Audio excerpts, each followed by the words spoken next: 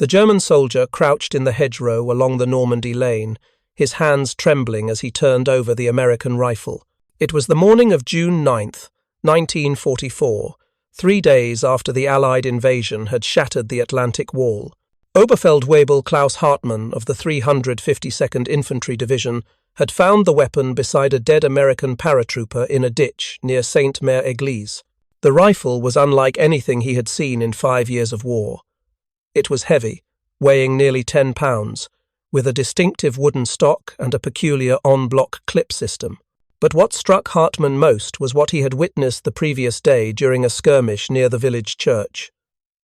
American soldiers, outnumbered and pinned down, had returned fire at a rate he could not comprehend.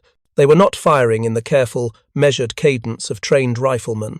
They were firing as fast as they could pull the trigger, 8 rounds in rapid succession, then reloading in less than 2 seconds with a distinctive metallic ping that echoed across the stone walls. If you're enjoying this deep dive into the story, hit the subscribe button and let us know in the comments from where in the world you are watching from today. Hartmann had been a soldier since 1939. He had fought in Poland, in France during the 1940 campaign, in the frozen hell of the Eastern Front. He knew rifles. He knew the Karabiner 98K, the standard German infantry weapon, intimately. He could work its bolt action in his sleep, cycle 5 rounds through the internal magazine with practiced efficiency, and hit a man at 300 meters. He was good at his job, but yesterday, facing American paratroopers armed with these strange semi-automatic rifles, he had experienced something unfamiliar. For the first time in the war, he had felt outgunned. The Americans had not been better soldiers. They had not shown superior tactics or courage. They had simply fired faster, much faster, so fast that his squad had been forced to withdraw from positions they should have held. Hartmann's company commander, Hauptmann Dieter Vogel, had gathered the survivors that evening and asked a question that revealed the depth of their confusion. How are the Americans reloading so quickly? Are they carrying multiple rifles? No one had an answer. The idea that a single soldier could fire 8 rounds as fast as he could pull the trigger, without working a bolt between shots, without the mechanical pause that every rifleman in every army had trained to exploit, seemed impossible. But Hartmann now held the proof in his hands. This was the M1 Garand rifle, and it represented something the German army had not prepared for.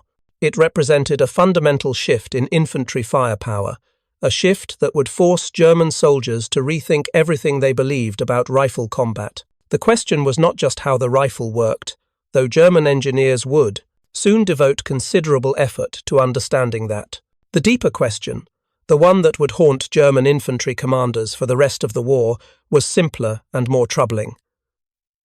Why had Germany not developed something similar? Why, in a nation that prided itself on engineering excellence and military innovation, were German soldiers still operating their rifles the same way their grandfathers had in 1914?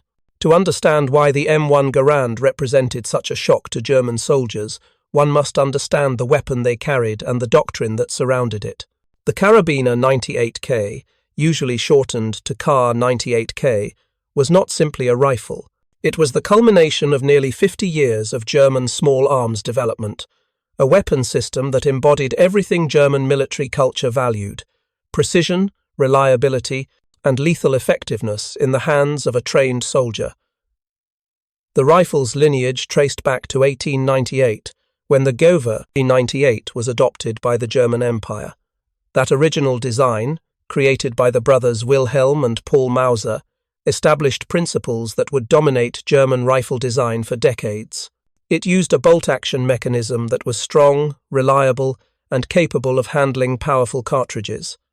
It featured an internal magazine that held 5 rounds, keeping the rifle's profile clean and balanced. It was accurate at ranges exceeding 500 meters in skilled hands.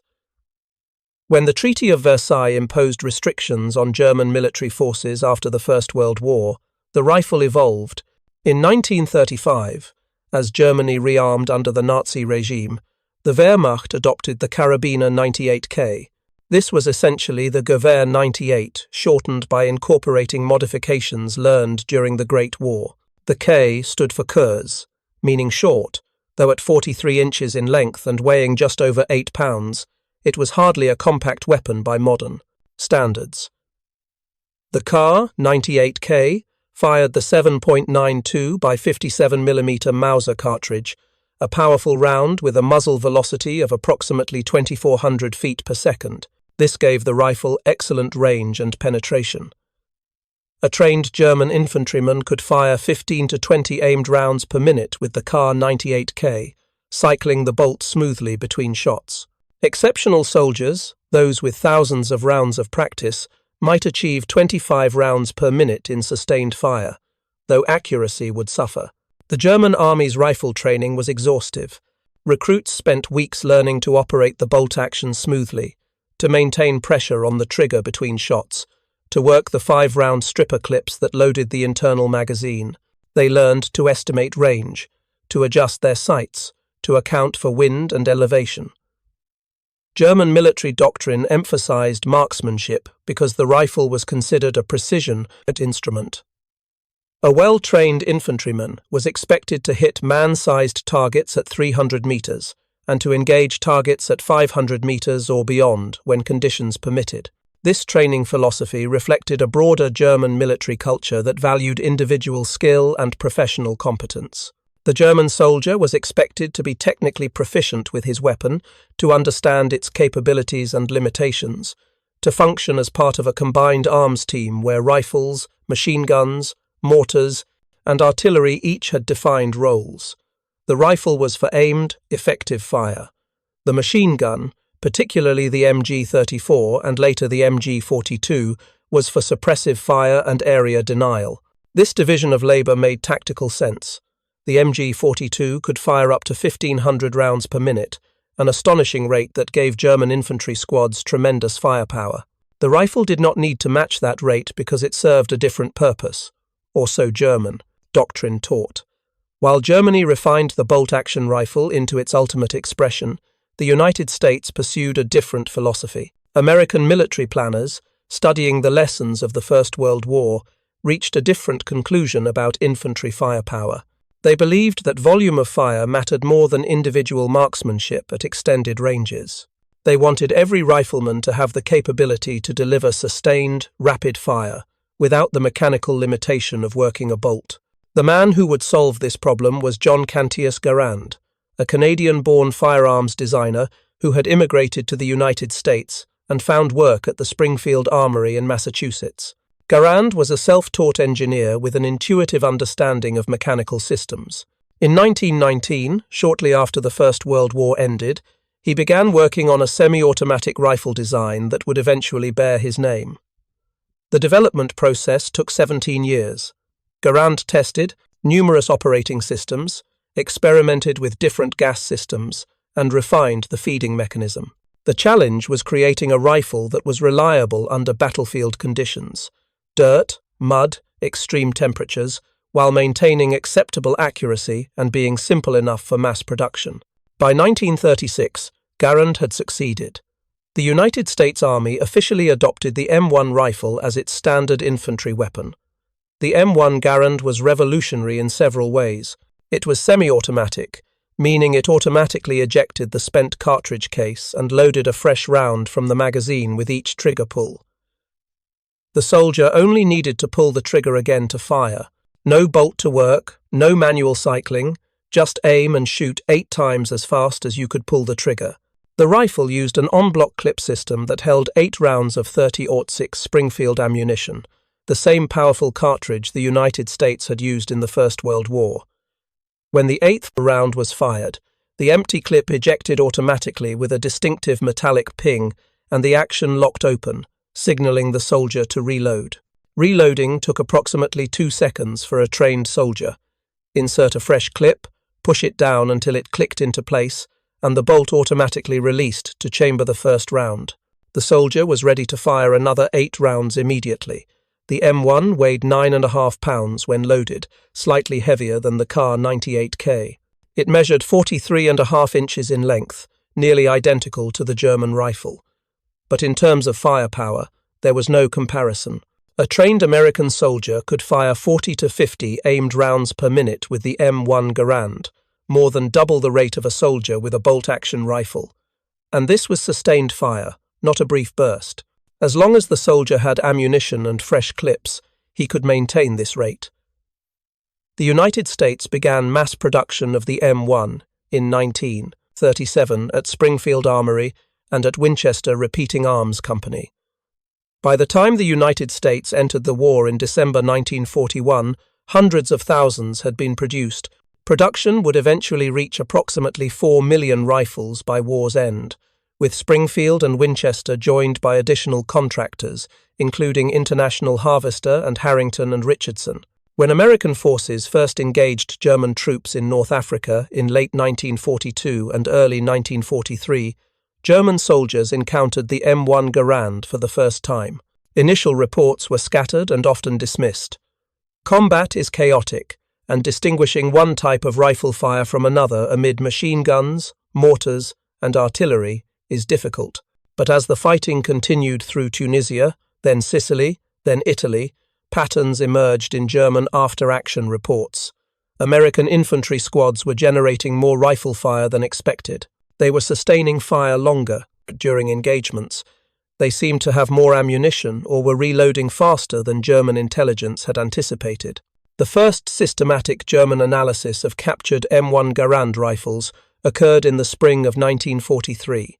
Wehrmacht ordnance officers in Tunisia, preparing to evacuate as Allied forces closed in, made arrangements to ship several captured American weapons back to the Heereswaffenamt, the Army Weapons Agency, in Berlin. Among these weapons were multiple M1 Garands in various conditions, from nearly pristine rifles taken from supply depots to battle-worn examples recovered from the field. The weapons arrived at the testing facility in Kummersdorf, south of Berlin, in May 1943. Engineers from the Heereswaffenamt subjected them to the same rigorous evaluation they applied to all foreign weapons. They disassembled the rifles completely, measuring tolerances, examining metallurgy, testing the gas operating system under various conditions.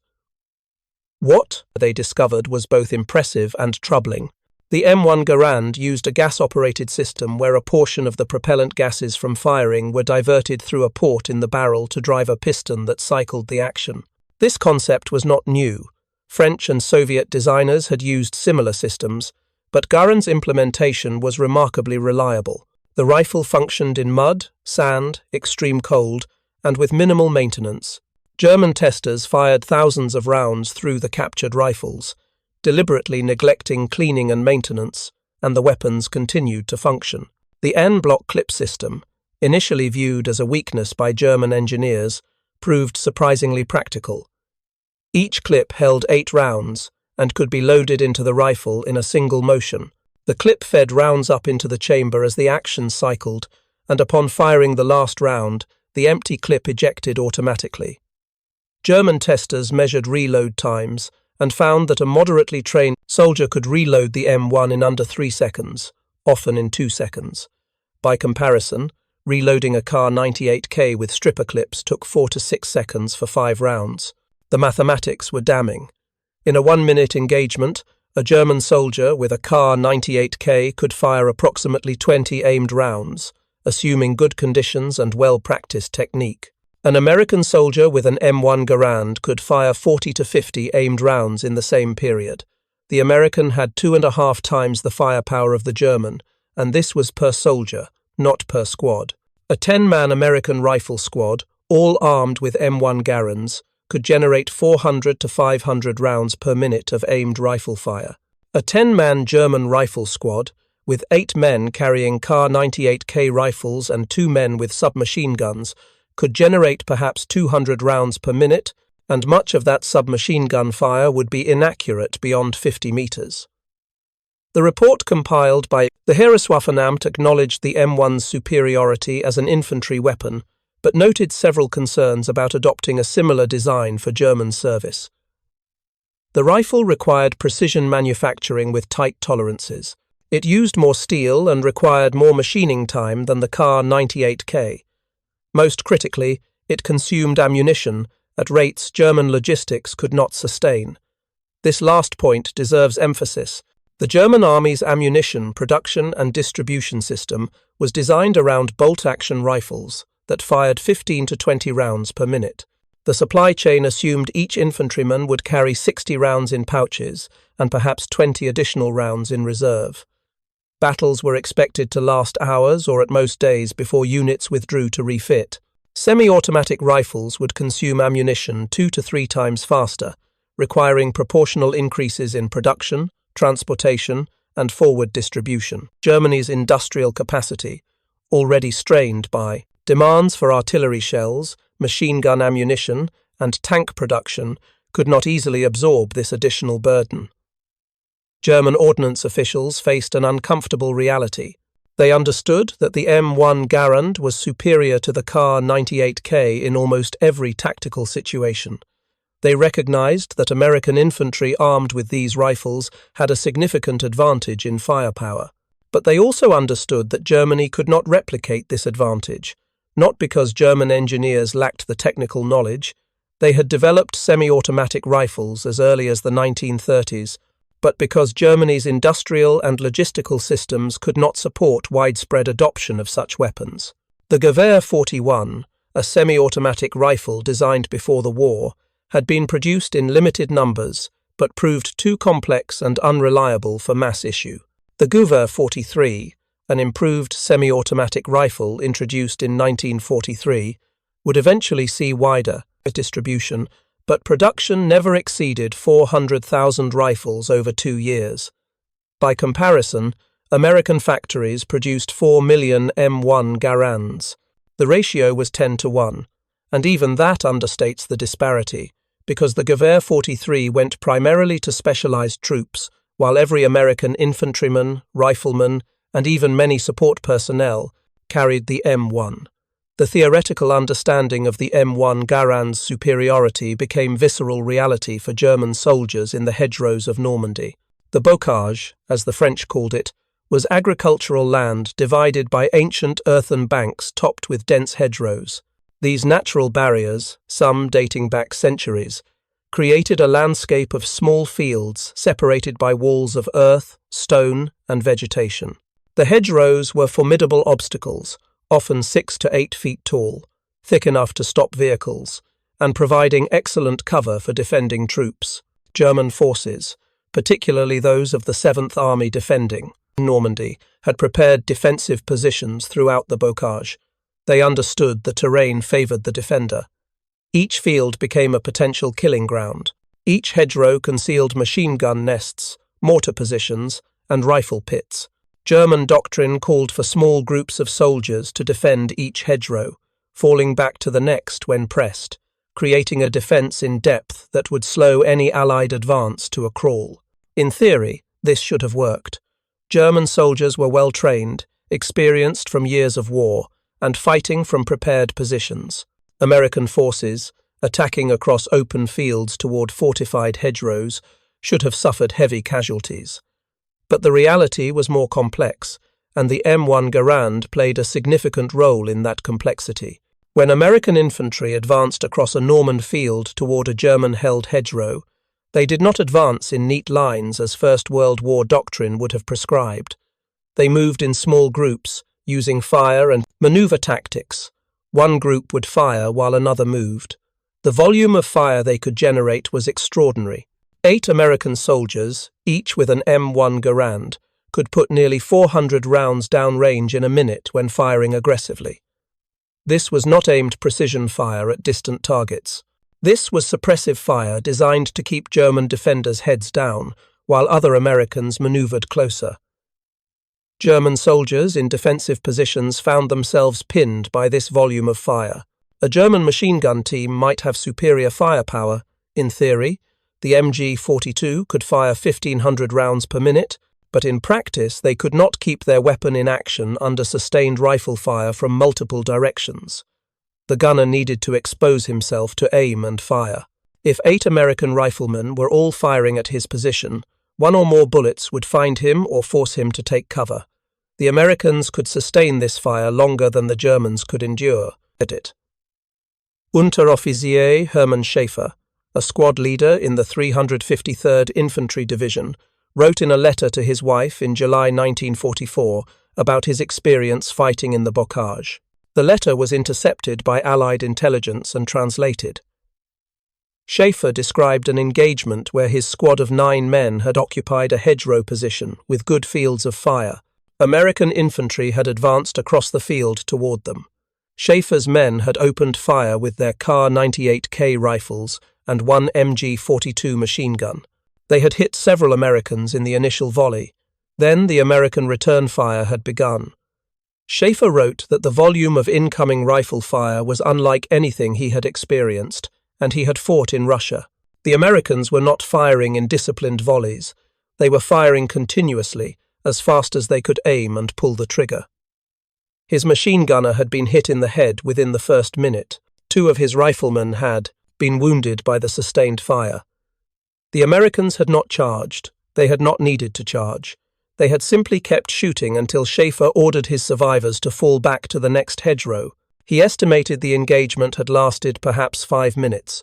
His squad had fired perhaps 300 rounds total. He believed the Americans had fired over 1,000. This pattern repeated across Normandy through June, July, and August of 1944. German after-action reports, compiled at division and corps level, consistently noted the volume of American rifle fire. Some reports attributed this to unlimited ammunition supplies. Others speculated that American squads had more automatic weapons than German intelligence indicated. A few perceptive officers recognized the truth. The Americans had equipped every rifleman with a semi-automatic weapon, and this fundamental difference in firepower was tilting small unit engagements in American favor. If you find this story engaging, please take a moment to subscribe and enable notifications. It helps us continue producing in-depth content like this. The psychological effect of facing an enemy with superior small arms firepower was cumulative and corrosive. German soldiers had entered the war confident in their training, their equipment, and their tactical doctrine. That confidence had been earned through victories in Poland, France, the Balkans, and early campaigns in Russia. The German army had established a reputation for tactical excellence, for being able to achieve more with less, for winning through superior training and leadership, even when outnumbered. But confidence erodes when the fundamental tools of your trade are inferior. A German infantryman knew his Kar-98K was an excellent rifle. It was accurate, reliable, and powerful. But he also knew, through direct experience, that in a firefight with American infantry, he could not generate the same volume of fire. He would fire his 5 rounds, work the bolt between each shot, reload with stripper clips, and repeat. The American soldier would fire 8 rounds as fast as he could pull the trigger, reload in 2 seconds, and fire 8 more. This was not a matter of courage or training or tactical skill. This was a matter of mechanical capability. The German soldier was not failing, his weapon was simply slower. And in combat, where fractions of a second determine who shoots first and who dies, slower meant more dangerous. German soldiers developed a healthy respect for the M1 Garand's distinctive sound. The semi-automatic fire, faster than bolt action but slower than machine gun fire, had a particular rhythm. Experienced German troops learned to recognize it and to take cover immediately.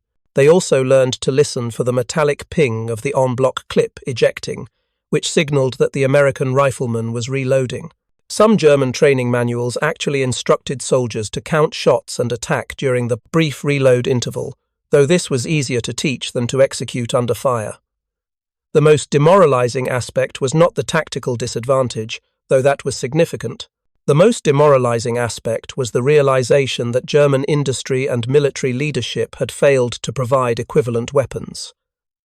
German soldiers knew that their nation prided itself on technological superiority. They had been told repeatedly through propaganda that German engineering was the finest in the world, that German weapons were superior to enemy equipment, and in many cases, this was true. The MG-42 machine gun was arguably the best general-purpose machine gun of the war. German tanks, particularly the Panther and Tiger, were formidable. German artillery was effective and well coordinated. But the basic rifle, the weapon that every infantryman carried, the weapon that he depended on for survival, was a design from the previous century. It was refined, perfected even, but it was still, fundamentally, a bolt-action rifle in an era when the enemy had moved to semi-automatic fire. This created cognitive dissonance. How could Germany be technologically superior when its soldiers carried inferior rifles? Some soldiers rationalized this by focusing on ammunition consumption. The semi-automatic rifle used more ammunition, they reasoned, and Germany was fighting a war on multiple fronts with limited resources. It made sense to equip soldiers with weapons that were adequate and conserved ammunition, rather than weapons that were superior but logistically demanding. This rationalization had merit. Germany's ammunition, production, and distribution were indeed constrained, but it was also an excuse that did not change the tactical reality that in firefights, Americans could shoot faster. Other soldiers, particularly those who had been in service since the war's beginning, remembered that Germany had developed semi-automatic rifles before the war. The Gewehr 41 had been issued in small numbers. The Gewehr 43 was now being produced, though in quantities far too limited to equip all infantry. Some questioned why these weapons had not been prioritized earlier, why production had focused on other systems. These questions, asked quietly among trusted comrades, revealed an erosion of faith in military leadership's judgment. The broader impact extended beyond individual psychology to tactical doctrine. German infantry tactics had been built around the assumption that both sides would be using bolt-action rifles with comparable rates of fire. Small unit tactics emphasized maneuver, fire, and movement, combined arms coordination. These remained valid principles, but they were harder to execute when the enemy could generate twice the rifle fire. German squads found themselves needing to rely more heavily on their machine guns, on mortar support, on artillery, because their riflemen were outgunned in direct engagements. German military leadership recognized the problem but could not solve it at scale. The Gewehr 43 represented Germany's attempt to field a semi-automatic rifle comparable to the M1 Garand. Development had begun in earnest in 1941 after German forces encountered Soviet semi-automatic rifles on the Eastern Front, particularly the Tokarev SVT-40. The Gewehr 43, introduced in 1943, was a reasonably effective weapon. It used a gas-operated system similar to the Soviet Tokarev, fired the same 7.92mm Mauser cartridge as the Kar-98K, and had a 10-round detachable box magazine. But production was limited by industrial capacity and competing priorities. The Walther factory in Zella-Mehlis produced the majority of Gewehr 43 rifles, manufacturing approximately 400,000 between 1943 and 1945. This sounds substantial until compared to the 4 million M1 Garands produced by American factories in roughly the same period, or to the 14 million Kar-98K rifles produced by German and occupied factories throughout the war. The Gewehr 43 went primarily to specialized units. Panzer Grenadier divisions, the mechanized infantry that worked with tank formations, received priority for these weapons. Elite infantry divisions on critical fronts received allocations. Snipers used accurized versions with telescopic sights, but the average German infantryman, the Lancer holding a sector in France or Italy or defending ground in the east, continued to carry the Kar-98K. He would carry it until the war ended or until he could no longer carry anything. The allocation decisions reflected Germany's strategic situation. By 1943 and 1944, Germany was fighting a defensive war on multiple fronts. Industrial production focused on tanks, aircraft, and ammunition for these systems. Steel, machine tools, and skilled labor were finite resources. Every Gewehr 43 produced meant resources not available for other weapons. German planners made the calculation that limited numbers of semi-automatic rifles for elite units provided more military value than attempting to re-equip the entire infantry with new weapons. This calculation was probably correct given Germany's constraints, but it meant that the majority of German infantry would fight the war with bolt-action rifles while facing enemies, American, British, and increasingly Soviet forces, equipped with semi-automatic weapons. The disparity in small arms firepower would remain until the war's end. German soldiers adapted their tactics where possible. Units equipped with the Gewehr 43 used them aggressively, positioning these soldiers where their higher rate of fire would be most valuable. Squad tactics emphasized the machine gun even more heavily, with riflemen functioning primarily to support and protect the machine gun team rather than as primary sources of firepower. German infantry became increasingly defensive-minded, fighting from prepared positions where fields of fire could be controlled and where the advantages of semi-automatic rifles could be partially negated by careful positioning and combined arms support. But adaptation had limits. In meeting engagements, in combat where forces encountered each other unexpectedly, in situations where maneuver and quick reaction determined outcomes, the side with superior firepower held the advantage. American forces, particularly in the final year of the war, grew increasingly confident in their ability to win small unit engagements. This confidence was built partly on experience and training, but it was also built on the knowledge that they had better tools. The captured M1 Garands that German soldiers occasionally used in combat became prized possessions. Soldiers who recovered these rifles from American casualties or supply drops would sometimes carry them in preference to their issued Kar-98K, despite regulations against using enemy weapons. The risk was significant. Using an M1 Garand meant that the soldier could be mistaken for an American by his own side, particularly if heard but not seen, and using enemy weapons violated military regulations. But some soldiers accepted these risks because the rifle's firepower advantage was worth it. German officers generally looked the other way when soldiers carried captured M1 Garands, recognizing that the practice improved their unit's combat effectiveness, even if it complicated logistics and identification. Ammunition was the primary constraint. The M1 fired the 30-06 Springfield cartridge, which was not compatible with German weapons. Soldiers using captured Garands depended on capturing American ammunition as well, which meant their weapons would eventually become useless when ammunition ran out. Still, for short-term combat effectiveness, the advantages outweighed the problems. The story of the M1 Garand versus the Kar-98K was fundamentally a story about industrial capacity and national priorities. The United States made a strategic decision in the 1930s to develop and adopt a semi-automatic rifle as its standard infantry weapon. This decision required substantial investment in research, development, and retooling of manufacturing facilities. It required training an entire generation of soldiers on a more complex weapon system.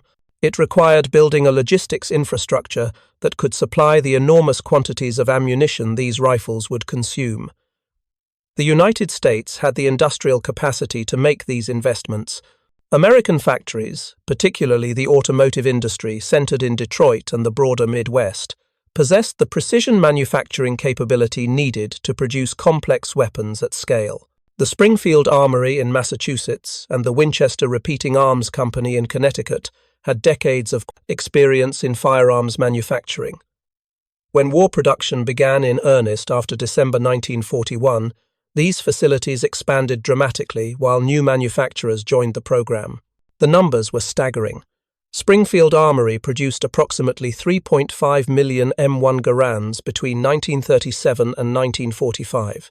Winchester produced approximately 500,000. International Harvester, a company better known for agricultural equipment, produced approximately 300,000. Harrington and Richardson produced approximately 300,000. The combined output averaged approximately 60,000 rifles per month during peak production years, roughly 2,000 rifles per day across all manufacturers. Each rifle required approximately 40 pounds of steel, significant machining time, and assembly by skilled workers. The manufacturing process included forging the receiver, machining the barrel, creating the gas system, components, manufacturing the trigger group, producing the stock, and assembling hundreds of parts into a functioning weapon.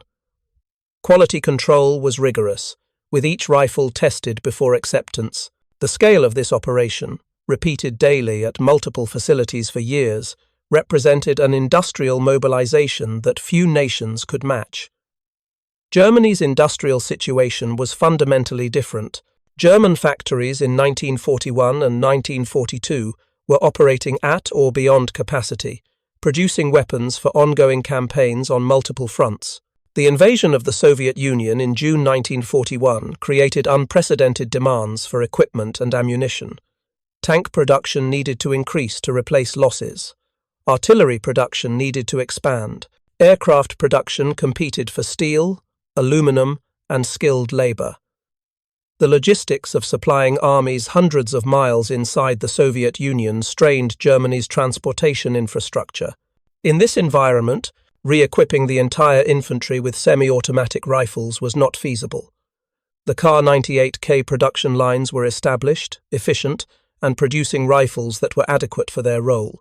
Shifting to produce Gewehr 43 rifles, or another semi-automatic design, would have required retooling factories, training new workers, and accepting reduced output during the transition. German military planners concluded they could not afford the temporary reduction in rifle production that such a transition would require. This was a rational decision given their constraints, but it locked Germany into a path dependency. Once the decision was made to continue Kar-98K production as the primary infantry rifle, changing course became progressively more difficult.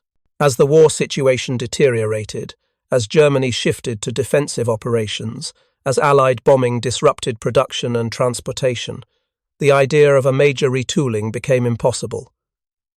Germany would fight the war with the weapons it had, improving them where possible but unable to make fundamental changes to standard infantry equipment. The contrast with American production was stark. The United States not only produced M1 Garands in enormous quantities, but also continually improved the design based on combat feedback. Minor modifications addressed issues identified in North Africa, Sicily, and Normandy. Production techniques were refined to reduce manufacturing time and cost. The supply chain ensured that spare parts, ammunition, and replacement rifles flowed to forward units with remarkable efficiency. By 1944, the American military logistics system could deliver a replacement M1 Garand to a unit in France within weeks of a requisition being filed. German soldiers, capturing American supply dumps or examining destroyed American vehicles, were consistently amazed by the abundance of equipment and supplies. A German report from December 1944, compiled after the Ardennes offensive, noted that captured American supply depots contained more rifles, ammunition, and equipment than entire German divisions possessed. The abundance was not just absolute numbers, but also the diversity of available equipment, spare parts, specialized tools, and replacement components. Everything an army needed to sustain operations was present in quantities that seemed wasteful by German standards, but which ensured American units never lacked essential equipment. When the war ended in May 1945, German soldiers surrendered their weapons to Allied forces across Europe. Among the millions of Kar-98K rifles collected were the stories of the men who had carried them, men who had fought with a weapon they knew was outmatched by what their enemies carried. These were not bad rifles. The Kar-98K remained, even in 1945, an accurate, reliable, well-made weapon. But it was a rifle designed for a different era of warfare, and the men who carried it paid the price for that obsolescence. The M1 Garand, by contrast, proved so successful that it remained in American service long after the Second World War ended. American forces carried M1 Garands in Korea from 1950 to 1953, where the rifle again proved its worth in combat. The weapon remained in limited service through the early years of the Vietnam War, before being fully replaced by the M14 rifle, which was essentially a selective fire development of the same basic Garand operating system. The M1's service life spanned nearly 30 years of frontline use, a remarkable achievement for any military weapon. General George Patton, commanding the United States Third Army in Europe, famously called the M1 Garand the greatest battle implement ever devised. This was hyperbole characteristic of Patton's bombastic style, but it contained truth. The rifle had fundamentally changed infantry combat by giving every American soldier the firepower previously associated with specialized troops. It had proven reliable under conditions ranging from North African deserts to European winters to Pacific jungles, and it had given American infantry a decisive advantage in small unit engagements throughout the war.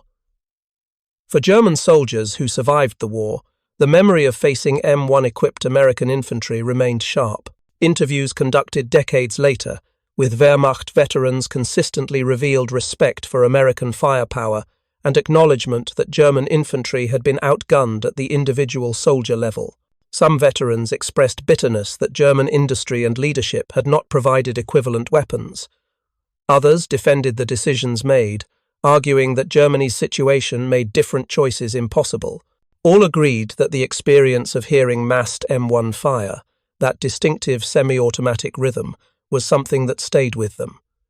The technical examination of captured M1 Garands by German engineers had reached the correct conclusion.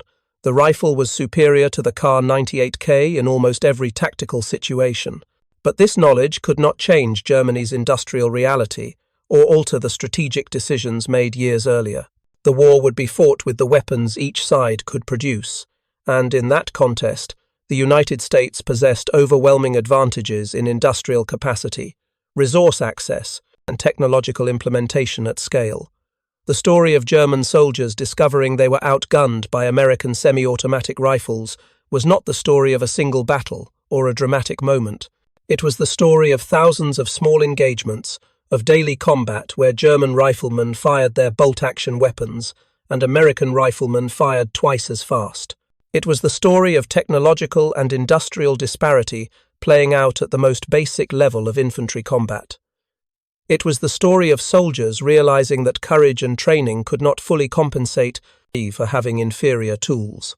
When Oberfeldwebel Klaus Hartmann held that captured M1 Garand in the Hedgerow near Sainte-Mère-Église in June 1944, he was holding the physical proof of American industrial power and military planning. The rifle represented decisions made a decade earlier, investments in research and manufacturing, and a commitment to equipping soldiers with the best possible weapons. Hartmann knew, as surely as he knew anything, that the weapon in his hands was better than the one he had been issued. And he knew that this small fact, multiplied across millions of soldiers, would help determine the war's outcome. The cost of technological inferiority was measured not just in tactical disadvantages or lost engagements. It was measured in the lives of soldiers who fought with weapons they knew were inadequate, who faced enemies better equipped, and who died wondering why their nation's vaunted engineering excellence had not extended to the basic rifle. The M1 Garand did not win the war by itself. No single weapon system ever does. But it contributed to victory by giving American soldiers a concrete, demonstrable advantage in the most common type of combat, the rifle firefight between small groups of infantry. And for German soldiers on the receiving end, each encounter with M1-equipped Americans reinforced the bitter lesson that Germany was losing the industrial war behind the military one. Thank you for watching. For more detailed historical breakdowns, check out the other videos on your screen now, and don't forget to subscribe.